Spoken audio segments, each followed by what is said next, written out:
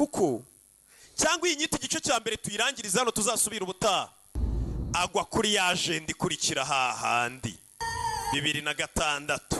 katurori kadukomeze story rero si bino mwari mutegereje dukomeze story yacu हाँ के इंतजार में रात gutegereza uyu mukobwa biraza gutuma ndara ijoro nici yarategereje बस उलझन है साथ mukobwa anyanze rwose byaba ari bicyane ese ni gute nasinzira बाकी किरण न जाने कौन ni kwibaza mu gitondo urumuri rwa mu gitondo ruraza kunzanira iki गुनगुनाएगी umusore yakomeje gutekereza muri iryo joro ategereje umukobwa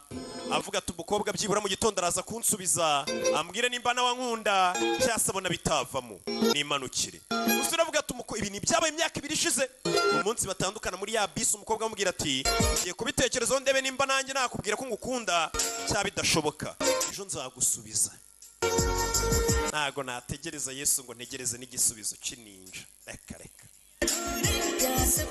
umusore yari iryo joro ryose aritekereza ari kumwe n'umukobwa baririmba babyina avuga ati mu gitondo umukobwa aransubiza tu wagira ngo yagiye kwipimisha ategereje igisubizo cya muganga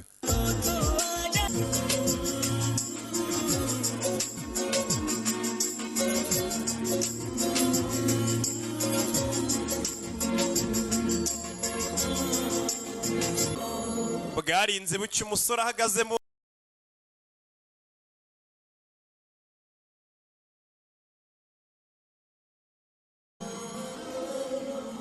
umve bahuriye hano कल रात भर में ijoro ryose nakomeje gutekereza barahuye mu gitondo बजे तक सोचा कि saa 7 z'ijoro nibwo natangiye kwibaza ntubundi kubera iki 2 बजे लगा कि saa 8 nagira kwibaza tobwo se kubera iki bitabo 3 बजे लगा saa 9 z'ijoro जल्दी तो नहीं हो जाएगी navuze tubusi naba ndi kubyihutiramo ibintu byo gukundana nawe कि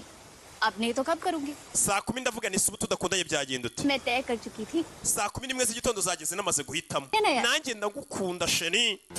twikundane ko mana ya ngaho umukobwa yamukunze azi kari agasore kagasho